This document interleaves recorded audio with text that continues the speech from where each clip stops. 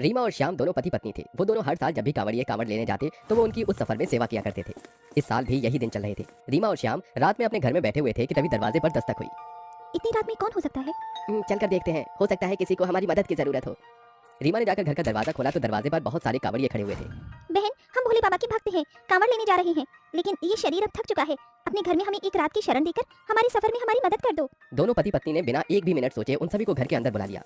आप लोग यहीं इसी कमरे में ठहरो, मैं आप सभी के खाने पीने का इंतजाम करके आती हूँ। शुक्रिया बेटा, भगवान तुम जैसे लोगों को सदा सलामत रखे।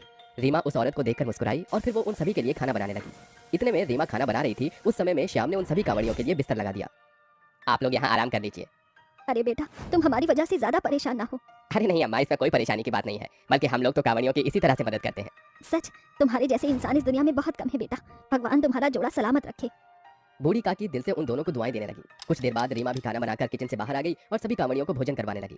आप सभी भरपेट खाना खाइएगा, मैंने बहुत सारा खाना बनाया है। सभी कांवड़िए बहुत ज्यादा खुश हो गए और खुशी खुशी खाना खाने लगी। लेकिन उन्हें खाना खाते देख रीमा और श्याम दोनों ही बेकाबू से होने लगे। काकी, मैं अभी आती हूँ।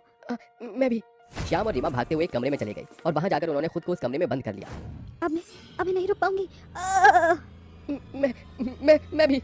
ऐसे बोलते हुए रीमा अचानक ही चुड़ैल के रूप में आ गई। ऐसे इंसानों को देखकर इंसान के खून की प्यास को रोकना नामुमकिन है।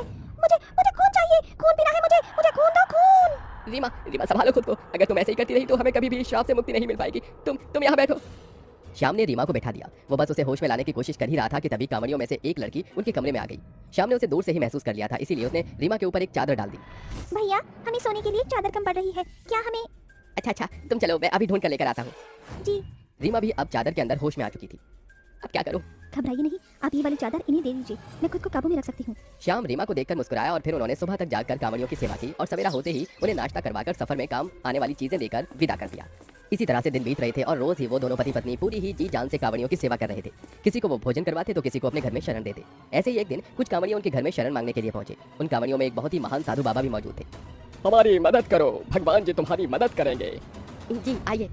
श्याम और रीमा उन सभी का भी बिल्कुल वैसे ही ख्याल रखने लगे जैसे वो बाकी कांवड़ियों का रख रहे थे। रीमा ने उन सभी के लिए रात्रि भोजन में दाल चावल बनाए और सभी को खिलाने लगी। मैंने बहुत सारा खाना बनाया है, इसीलिए सभी जी भरकर खाना। रीमा सभी को खाना खिला रही थी, लेकिन वही महान साधु बाबा घर के दरवाजे पर खड़े हुए थे। उनको वहाँ पर कुछ अजीब सा महसूस हो रहा था। पता नहीं क्यों इतने भरे इंसानों के घर में मुझे किसी नकारात्मक शक्ति का एहसास हो रहा है। बाबा खड़े सोच ही रहे थे कि तभी उन्हें रीमा की अजीब तरह से कराहने की आवाज आने लगी। ये भला कैसी आवाज आ रही है? रीमा इंसानों को देखकर अपना काबू खो रही थी, इसीलिए खुद को संभालने के लिए वो भागती हुई अपने घर के ग्राउंड में आ गई। अब मैं नहीं रुक सकती, अब मैं बिल्कुल भी नहीं रुक सकती हूँ। संभालो खुद को रीमा। रीमा का रूप बदलने लगा और वो चुड़ैल के रूप में आ गई। बाबा उन्हें देखकर हैरान रह गया। ये तो, लेकिन ये ऐसे हमारी सेवा क्यों कर रही है? देखना पड़ेगा। संभालो खुद को रीमा।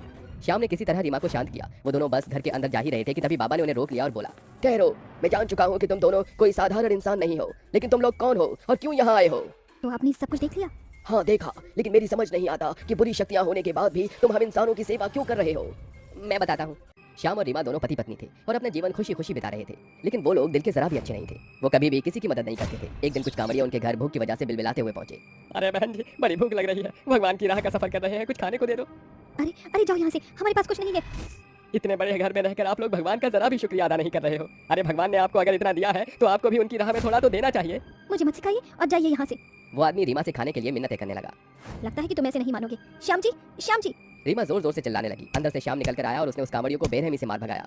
पता नहीं कहाँ से आ जाते हैं, इनको तो इसी तरह सभी को मार भगाना चाहिए। श्याम और रीमा दोनों घर के अंदर ही जा रहे थे कि तभी एक जोर की बिजली चमकी और वो बिजली उनके ऊपर आ गिरी। बिजली गिरते ही वो भूत और चुड़ैल में बदल गए और तभी आसमान से एक आकाशवाणी हुई। तुमने मेरे भक्तों को अपमानित किया, अब मैं तुम्हें श्राप देता हूँ। जब तक तुम मेरे भक्तों को उनकी सेवा करके उन्हें प्रसन्न न कर दो, तब तक तुम इस भूत चुड़ैल के रूप से मुक्त नहीं हो सकोगे।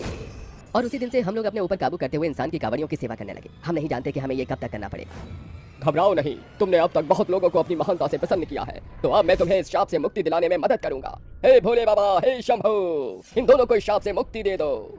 बाबा ऐसे बोलकर भगवान के नाम का जाप करने लगा। धीरे धीरे उन दोनों का शरीर गायब होने लगा और कुछ ही देर में वो दोनों श्राप से मुक्त हो गए।